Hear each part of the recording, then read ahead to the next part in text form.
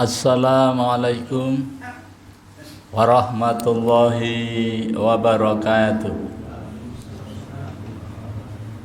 Innal hamdalillah nahmaduhu wa nasta'inuhu wa nastaghfiruh wa na'udzu billahi min shururi anfusina wa min sayyiati a'malina may yahdihillahu fala mudhillalah wa may yudlilhu fala hadiyalah. Asyhadu an la ilaha illallah wahdahu la syarikalah wa asyhadu anna Muhammadan abduhu wa rasuluh la nabiyya wa la rasula ba'da. Allahumma salli wa sallim wa barik ala hadzal nabiyil karim wa ala alihi wa sahbihi ajma'in, amma ba'd. Qala Allah ta'ala fil Qur'anil karim, a'udzu billahi minasyaitonir rajim. Ya ayyuhalladzina amanu taqullaha haqqa tuqatih wa la tamutunna illa wa antum muslimun. Fa in astaqal hadisi kitabullah wa khairal hadi hadi Muhammadin sallallahu alaihi wasallam wa syarrul umuri muhdatsatuha wa kullu muhdatsatin bid'ah wa kullu bid'atin dhalalah wa kullu dhalalatin finnar. Ma'asyiral muslimin, jamaah salat fardhu maghrib musalla Miftahul Jannah yang dirahmati Allah Subhanahu wa taala. Bapak-bapak, ibu-ibu, hadirin wal hadirat, adik-adik yang Allah muliakan. Mari kita kembali bersyukur pada Allah Subhanahu wa taala. Biqouli alhamdulillah wa syukrulillah atas limpahan rahmat dan nikmatnya kepada kita, terutama nikmat hidayah berupa iman dan Islam, yang merupakan nikmat terbesar yang Allah berikan kepada kita para hambanya. Kemudian Allah juga memberi kita nikmat kesehatan, nikmat panjang umur, nikmat waktu luang yang Allah berikan kepada kita, sehingga dengan nikmat itu kita dapat melaksanakan sebagian dari perintahnya, yakni melaksanakan sholat fardhu maghrib secara berjamaah di masjid yang kita cintai ini. Salawat dan salam semoga senantiasa tercurah terlimpah pada junjungan kita Nabi besar Muhammad sallallahu alaihi wasallam, kepada keluarganya, para sahabatnya, para pengikutnya yang setia, baik yang dulu, sekarang maupun yang akan datang. Mudah-mudahan kita semua yang hadir di majelis yang mulia ini, atau siapa saja yang menyaksikan tayangan ini, dicatat oleh Allah Subhanahu wa taala sebagai hamba-hamba Allah yang taat, yang takwa, calon-calon penerima syafaat yang agung dari baginda Nabi sallallahu alaihi wasallam atas izin Allah Subhanahu wa taala kelak pada hari kiamat. Amin ya rabbal alamin. Bapak-bapak, ibu-ibu, hadirin wa hadirat yang dirahmati Allah Subhanahu wa taala, adik-adik yang Allah muliakan. Alhamdulillah kita kembali bertemu dalam suasana kebaikan, sehat badan, afiah batin. Ini merupakan nikmat Allah yang wajib kita syukuri, agar Allah Subhanahu wa taala senantiasa menambahkan nikmatnya kepada kita. Jangan sampai kita termasuk orang-orang yang kufur nikmat. Ketahuilah sesungguhnya azab Allah amat sangat pedih. Malam ini kita berada di tanggal 13 Rabiul Akhir, bulan yang keempat, 1447 Hijriah, bertepatan dengan tanggal 3 Oktober 2025 Miladiyah.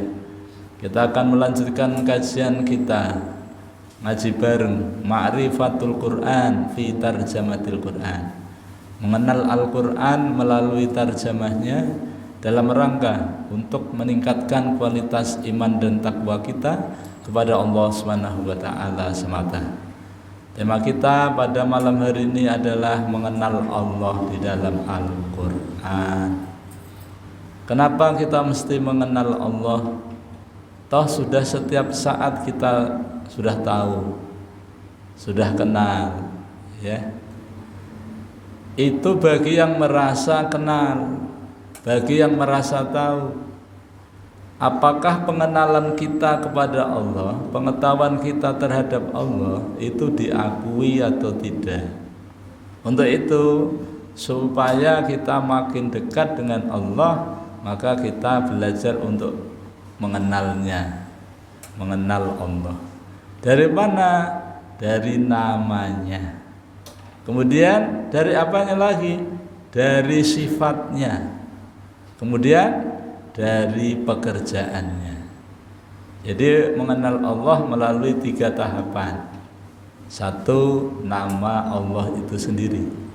Para ulama yang kompeten dalam menghitung nama-nama Allah di dalam Al-Quran itu tidak kurang dari 2724 kali.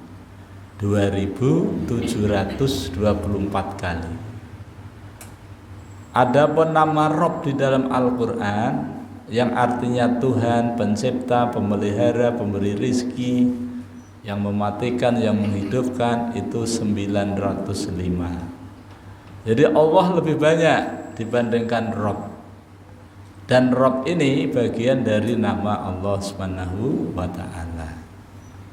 Di dalam banyak ayat Allah Subhanahu wa ta'ala menyatakan Wallahu alladzi la ilaha illahu al-alimul ghaibi wasyahadah huwar rahmanur rahim. Jadi di sini ada kata Allah. Apakah maknanya Allah itu? Dalam berbagai pengertian, Allah itu artinya zat yang maha diibadahi, zat yang maha kita sembah. Tidak ada Tuhan yang berhak kita sembah, yang kita ibadahi selain Allah Subhanahu wa ta'ala. Itulah Allah. Jadi kalau kita sudah mengakui, sudah tahu dan sudah mengenal bahwa Allah adalah zat yang kita kenal, yang kita ibadahi, selain Dia tidak, maka apapun yang menjadi keperluan kita hendaknya kita mintanya kepada Allah. Nah, apa yang harus kita lakukan kepada orang yang kita kenal, yaitu Allah Subhanahu wa ta'ala? Yaitu melaksanakan apa yang diperintahkan oleh Allah Subhanahu wa ta'ala di dalam Al-Quran, yang disebut dengan ibadah. Ibadah. Apa itu ibadah?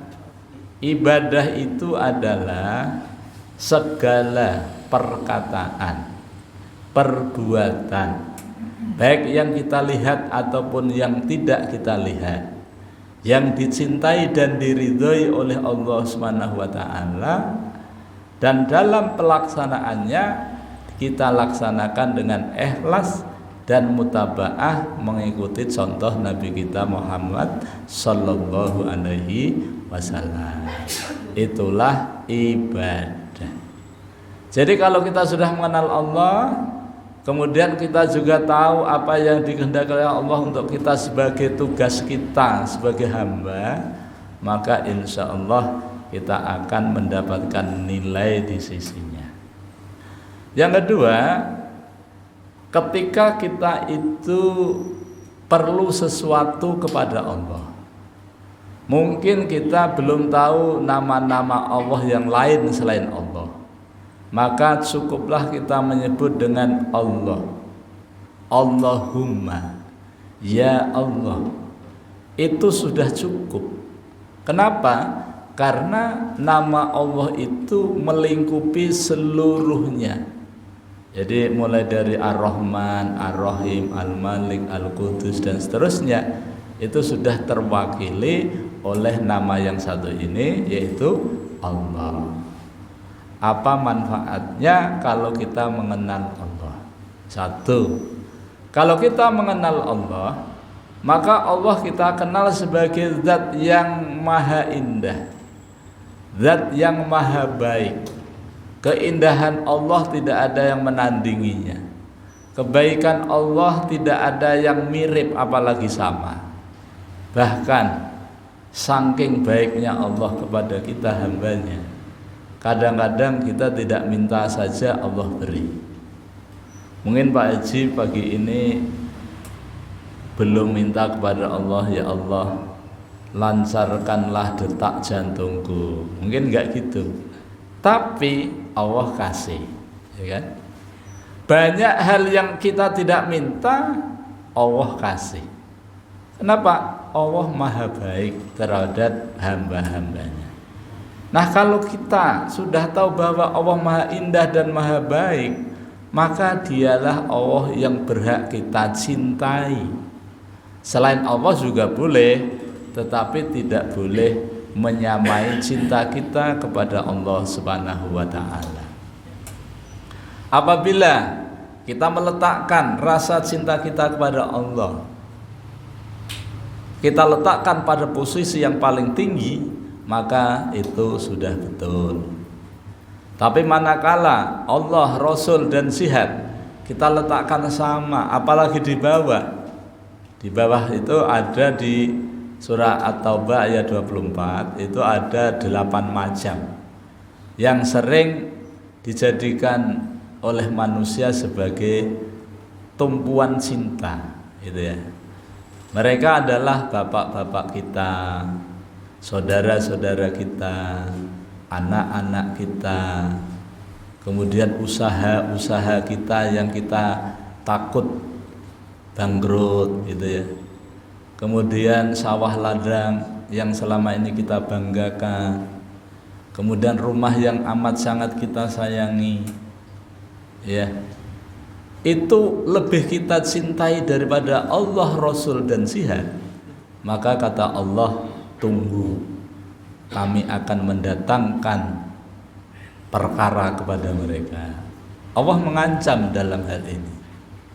Tetapi kalau kita sudah tahu nama Allah, maka insya Allah kita akan meletakkan cinta kita kepada Allah di atas segalanya. Kalau kita sudah mencintai Allah, ya, lalu apa saja yang harus kita cintai? Kalau kita meletakkan cinta kita kepada Allah, cinta yang maksimal, ya, maksimal itu berarti ada cinta minimal, memang tergantung tingkat keimanan masing-masing. Kalau kita letakkan cinta kita kepada Allah itu tingkat maksimal, maka kita akan senantiasa mencintai apa dan siapa yang dicintai oleh Allah, dan kita akan membenci apa dan siapa yang dibenci oleh Allah. Jadi apa dan siapa yang dicintai oleh Allah, kita cinta. Apa dan siapa yang dibenci oleh Allah, kita benci, gitu ya. Dan semua itu kita lakukan karena Allah semata. Alhamdulillah. Ini tadi juga nggak berdoa kan? Tapi Allah datangkan. Ini baik Allah. Allah maha baik. Apalagi kalau kita dalam keadaan sehat, ya, makan apapun itu terasa nyaman, ya. Alhamdulillah. Ini pahalanya benar sekali. Alhamdulillah. Ini kayak di surga, ya, seperti itu. Nanti setiap kali ahli surga didatangkan rezeki dari buah-buahan, nanti didatangkan lagi. Ketika ahli surga mengatakan, oh ini dulu pernah, maksudnya waktu di dunia ingat, oh dulu pernah, gitu ya. Sekarang kita latihan menikmati nikmat surga. Tapi ini masing-masing Bapak Ibu, ya, adik-adik ini, antara Pak Haji dengan Pak Haji yang lain, walaupun wadahnya sama, nikmatnya sama, tapi Allah merahasiakan. Di mana letaknya? Allah mungkin gini, wadah itu nyaman. Di mana nyamannya? Coba jelaskan. Insya Allah nggak bisa, cuma nyaman aja, ya kan? Mangga masak di musimnya, manis, gitu ya. Begitu habis kita makan, nyaman. Tapi untuk menjelaskan nyaman itu seperti apa, nggak bisa, ya. Masya Allah. Itu bagian dari kebaikan Allah Subhanahu wa taala. Bapak-bapak, ibu-ibu, hadirin wal hadirat yang dirahmati Allah Subhanahu wa taala, adik-adik yang Allah muliakan. Lalu kalau kita sudah menempatkan cinta kita kepada Allah dengan cinta yang maksimal, maka kita akan mencintai apa yang dicintai oleh Allah, dan kita akan mencintai kepada siapa yang dicintai oleh Allah. Apa kira-kira yang Allah cinta? Suatu ketika sahabat datang kepada Nabi, "Ya Rasulullah, beritahukanlah kepadaku tentang satu amalan yang ketika aku amalkan Allah cinta kepadaku dan manusia juga cinta kepadaku." Lalu Rasulullah menjelaskan sebagai sebuah jawaban, supaya kamu dicintai oleh Allah, maka zuhudlah kamu kepada dunia. Jadi Nabi menyuruh zuhud kepada dunia. Apa itu zuhud?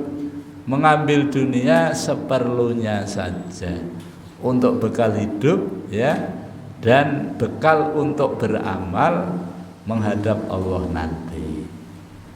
Jadi zuhud kepada dunia. Kemudian yang kedua, zuhudlah kamu kepada apa yang dimiliki oleh manusia. Yang dimiliki oleh manusia itu ya ada uang, ada sepeda motor, ada mobil, ada rumah, dan ada harta benda yang lainnya. Ketika kita tidak ada perasaan ingin memilikinya, maka itu zuhud. Bahkan dikasih saja kadang-kadang masih mengucapkan terima kasih, apalagi minta. Nah, ketika kita zuhud terhadap apa yang dimiliki oleh manusia, maka kita akan dicintai oleh manusia. Jadi Allah mencintai amal soleh. Dan amal soleh ini macamnya banyak sekali. Amal soleh itu adalah amal yang ketika kita kerjakan sesuai dengan perintah Allah dan petunjuk Rasulullah, dan juga dicontohkan oleh Rasulullah dalam pelaksanaannya, maka itu disebut dengan amal soleh. Dan ketika kita beramal soleh, maka Allah akan membalas amal soleh itu dengan berlipat ganda. Kehadiran Bapak Ibu di sini, adik-adik, di tempat yang mulia ini adalah bagian dari amal soleh, bukan amal salah. Tepat sekali kalau kita hadir di majelis yang mulia, minimal kita mendapatkan 4 keutamaan. Dan 4 keutamaan ini hanya diberikan Allah kepada kita yang duduk di majelis ilmu. Dan ini tidak bisa kita dapatkan bagi orang-orang yang di kafe, di warung kopi, duduk-duduk di warung, itu enggak dapat. Nah, 4 perkara itu hanya didapatkan kepada orang yang duduk di majelis taklim seperti ini, dari ba'da maghrib sampai isya. Insya Allah Allah akan kasih luar biasa. Yang pertama, Allah akan memberikan kepada orang yang ada di majelis taklim yaitu ketenangan hati, ketenangan jiwa. Walaupun kita kaya raya atau miskin papa, enggak punya apa-apa, tapi kalau Allah berikan ketenangan di hati kita, maka seakan-akan semua ada pada diri kita. Makanya kaya yang hakiki itu ada di hati kita. Tapi kalau kita tidak tenang, gundah gulana, gelisah, walaupun kaya raya apalagi miskin, ya, berarti hati kita bukannya lapang, justru sempit. Orang yang hadir di majelis taklim, di majelis ilmu seperti ini, Allah akan turunkan ketenangan. Yang kedua, Allah akan curahkan rahmatnya, kasih sayangnya kepada kita. Jadi Allah mencurahkan kasih sayangnya kepada kita. Padahal Allah punya 100 rahmat. Yang 99 disimpan, akan diberikan Allah kepada hamba-hambanya yang beriman kelak pada hari kiamat. Cuma 1 rahmatnya Allah diberikan kepada makhluknya, tidak hanya bangsa manusia, tidak hanya bangsa jin, juga makhluk-makhluk yang lainnya, makhluk hidup yang lainnya, semua jenis ikan dan lain sebagainya. Itu hanya 1 rahmat yang Allah berikan kepada kita. Bagaimana lagi 99 itu? Dan Allah akan memberikannya nanti pada hari kiamat. Nah, Allah akan mencurahkan rahmatnya kepada orang-orang yang hadir di majelis ilmu. Dan rahmat ini tidak ada yang jual. Di apotek nggak ada, di warung juga nggak ada. Yang ada di majelis ilmu. Secara gratis Allah berikan kepada kita, yaitu rahmatnya. Kemudian yang ketiga, Allah utus beberapa banyak malaikat untuk menaungi orang-orang yang ada di majelis ilmu. Di ruangan ini yang terbanyak adalah para malaikat.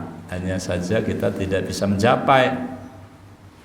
Padahal ini menurut riwayat penuh. Setiap ada majelis taklim, maka Allah utus malaikat untuk menaunginya. Apa tugasnya malaikat di majelis taklim itu? Mendoakan. Allahumma firlahu warhamhu, atau Allahumma firlahum warhamhum, karena banyak ini. Lebih dari 3 ini kan jamak. Ya Allah, kasih sayangilah mereka yang ada di majelis taklim. Ampunilah dosa dan kesalahannya orang yang ada di majelis taklim. Maka insya Allah sepulang kita dari tempat ini, insya Allah kita akan dalam keadaan tidak berdosa, karena Allah mengampuni dosa dan kesalahan kita, baik yang kita sengaja, terlebih yang tidak kita sengaja. Dan secara otomatis kita mendapatkan doa dari para malaikat. Yang berdoa orang yang tidak pernah maksiat. Ya, malaikat tuh enggak begitu cintalah terhadap dunia itu. Beda dengan kita ini. Terhadap dunia itu cinta banget. Ya walaupun ya, kalau kita itu mencintai dunia itu seperti bayang-bayang. Mengejar dunia itu seperti mengejar bayang-bayang. Semakin kita kejar bayangan kita, semakin enggak ketemu. Iya kan? Tapi kalau enggak kita kejar, kita diem, ya ada aja di depan. Bahkan mengejar kita. Gitu ya. Malaikat yang mendoakan kita itu sosok makhluk Allah yang mulia, ya, enggak pernah maksiat, enggak pernah melukai perasaan Allah. Mendoakan kepada kita, insya Allah kabul. Nah ini. Dan ini juga tidak bisa kita dapatkan di tempat lain, hanya di tempat majelis ilmu. Kemudian yang keempat, Allah SWT mengabsen, menyebut nama-nama kita satu demi satu disebut, dibanggakan di hadapan para malaikat. Pak Fahir disebut, ya. Bulan yang lalu nggak ketemu karena lagi tugas, misalnya gitu, diabsen oleh Allah, disebut-sebut, ya. Pak Supri Hadi hadir, oh hadir, posisinya tersandar sambil ngantuk-ngantuk, enggak apa-apa, itu kan. Pak Supri Hadi ada? Ada. Alhamdulillah. Pak Haji Hasbullah lagi khusyuk mencatat materi ceramah misalnya gitu ya. Nah, banyak ini. Jadi banyak sekali kebaikan-kebaikan yang Allah berikan kepada kita yang hadir di majelis taklim. Dibanggakan. Sampai-sampai malaikat itu kepengen jadi manusia. Karena manusia dibanggakan oleh Allah Subhanahu wa taala. Nah ini. Nah, ini disebut dengan kebaikan, dan kebaikan ini disebut amal soleh, dan amal soleh ini disukai, dicintai oleh Allah. Jadi orang yang cintanya maksimal kepada Allah akan mencintai apa dan siapa yang dicintai oleh Allah. Lalu siapa yang dicintai oleh Allah? Yang dicintai oleh Allah adalah Rasulullah, para utusan, sahabat-sahabat Rasulullah, orang-orang yang beriman, yang senantiasa melaksanakan apa yang diperintahkan oleh Allah Subhanahu wa taala. wali-wali Allah itu dicintai oleh Allah. Bahkan wali-wali Allah itu mendapatkan jaminan dari Allah. Tidak ada perasaan takut, khawatir, cemas, duka cita, itu enggak ada. Makanya yang hadir ini dihadapkan termasuk wali-wali Allah. Di surah 10, surah Yunus ayat 62 Allah menyatakan, ala inna awliya Allah la khaufun alaihim walahum yahzanun.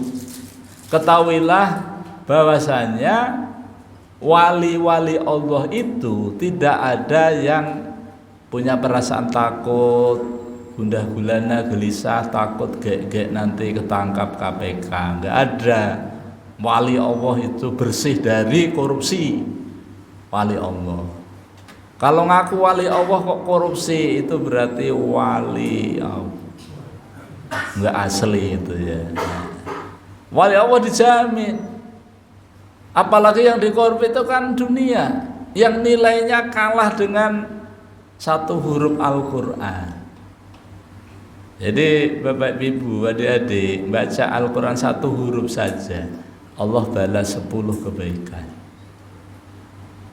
Berarti 10 kebaikan ini lebih baik daripada 10 dunia dan isinya. Dunia loh, bukan Indonesia, dan isinya. 2/3 laut, 1/3 tanah. Lah di dalam tanah itu ada emas, ada nikel, ada batu bara, ada minyak, ada pertamak, pertalite, ada yang oplosan juga, tapi ngoplosnya di atas bumi.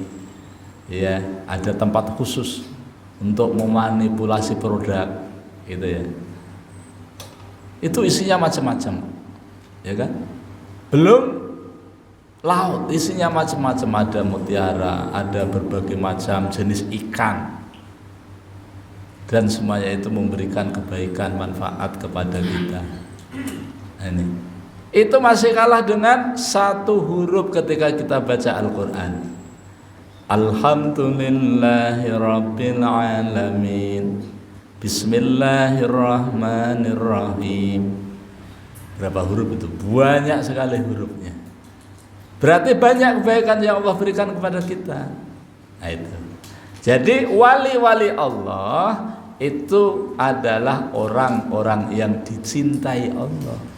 Berarti kita juga harus cinta kepada Rasul, cinta kepada para sahabat, cinta kepada orang-orang yang beriman, cinta kepada wali-wali Allah. Wali Allah itu bukan orang yang bisa terbang, orang yang bisa berjalan di atas api atau di atas air, bukan. Dan wali Allah itu bukan orang yang telanjang bulat, bukan. Wali Allah itu rapi, ya. Di 63 Allah mengatakan, alladzina amanu wa kanu yattaqun. Wali-wali Allah tadi yang dijamin oleh Allah tidak ada rasa takut, tidak ada rasa khawatir, tidak ada duka cita, ya, baik yang menimpanya yang telah lalu atau sekarang atau yang akan datang. Itu wali Allah tidak, karena dijamin oleh Allah SWT. Bagaimana kebiasaan wali Allah itu? Dikatakan oleh Allah, alladzina amanu, yaitu orang-orang yang senantiasa beriman. Beriman kepada rukun iman yang 6, ya. Wakanu, dan mereka wali-wali Allah itu yang beriman tadi, yattaqun, senantiasa bertakwa kepada Allah. Di mana saja, kapan saja, dia senantiasa beriman dan bertakwa kepada Allah. Nah ini orang-orang yang dicintai oleh Allah, ya. Bagaimana upaya-upaya supaya kita bisa diangkat sebagai wali? Pertama, kita jadikan diri kita sebagai orang yang beriman. Kemudian yang kedua, beramal soleh. Amal soleh namanya takwa.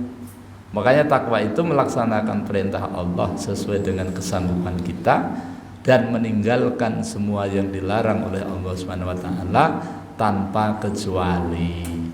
baik yang mampu ataupun yang belum mampu harus kita tinggalkan. Kenapa melaksanakan perintah harus semampunya? Karena melaksanakan perintah itu pakai biaya.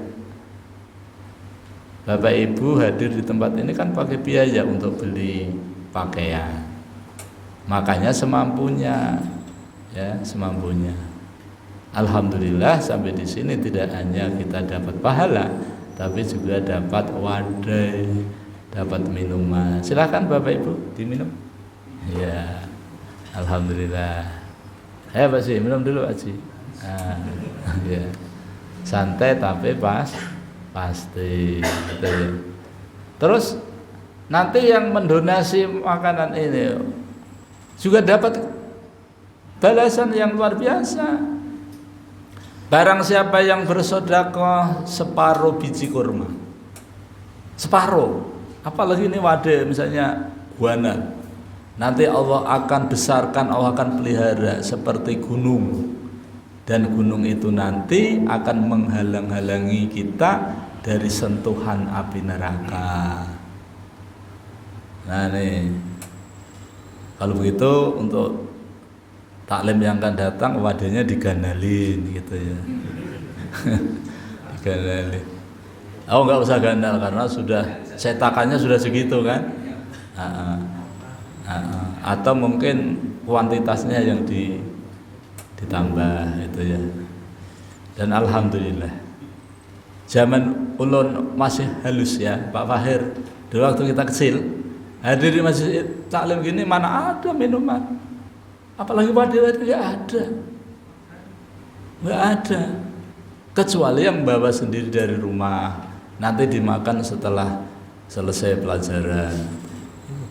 Sekarang ini masya Allah pelayanannya majelis takmir masjid, musola, langgar, surau itu ya, habis taklim bubur di Al Jihad itu, Senin Kemis ada buka puasa, Ahad ada bubur, di Hasanuddin ya itu Ahad pagi juga ada makanan berbagai macam ya kan. Senin Kamis buka puasa, Kamis pagi bagi yang nggak puasa juga ada makanannya itu kan.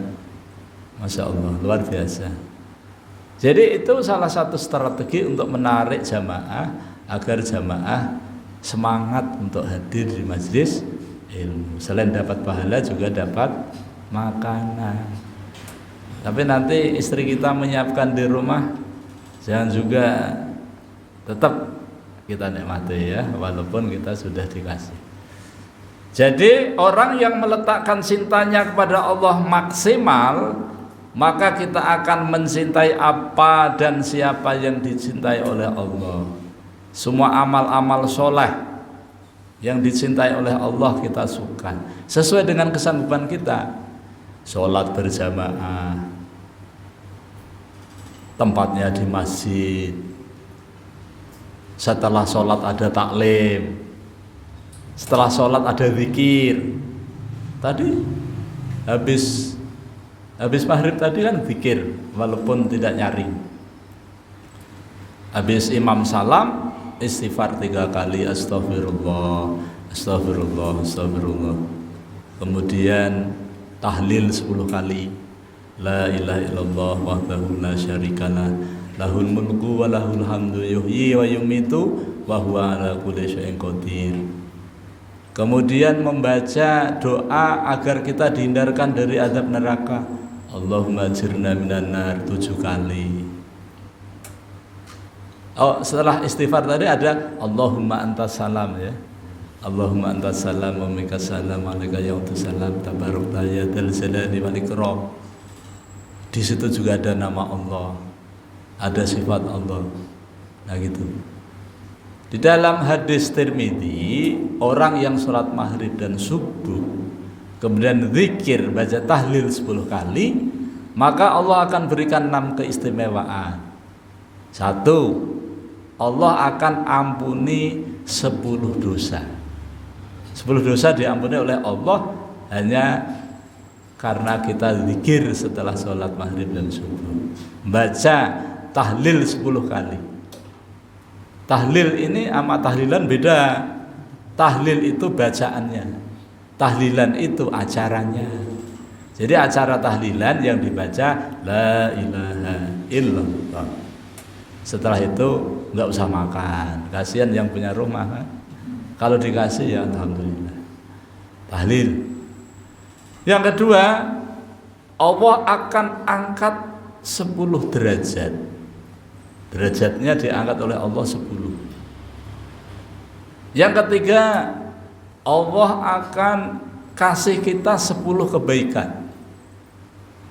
Yang keempat, Allah akan hindarkan kita dari 10 perkara yang kita tidak suka. 10 perkara yang kita tidak suka Allah hindarkan. Hanya masalah kita zikir aja. Yang kelima, Allah akan hindarkan kita dari gangguan setan pada hari itu. Yang keenam, Allah akan hindarkan kita dari kecelakaan selama kita tidak menyekutukan Allah. Jadi di Islam ini pekerjaannya ringan, balasannya ganan. Apalagi kalau kita sering wali itu biasanya sering zikir ya. Nah ini disuruh berhenti kan? Bapak Ibu yang dirahmati Allah Subhanahu wa taala, mungkin itu yang dapat Unu sampaikan. Mudah-mudahan pada pertemuan yang akan datang kita lanjutkan. Karena untuk mengenal Allah ini tidak cukup hanya waktu 40 menit. Jadi ya harus kita lanjutkan atau kita sampaikan secara serial gitu. Semoga Allah SWT senantiasa merahmati dan meridhai kita semua. Ulun mohon maaf pasti banyak kelirunya, banyak salahnya dalam kajian ini. Mari kita tutup dengan baca hamdalah dan doa kafaratul majlis. Alhamdulillahirabbil alamin. Subhanakallahumma wa bihamdika asyhadu an la ilaha illa anta astaghfiruka wa atubu ilaik. Wassalamualaikum warahmatullahi wabarakatuh.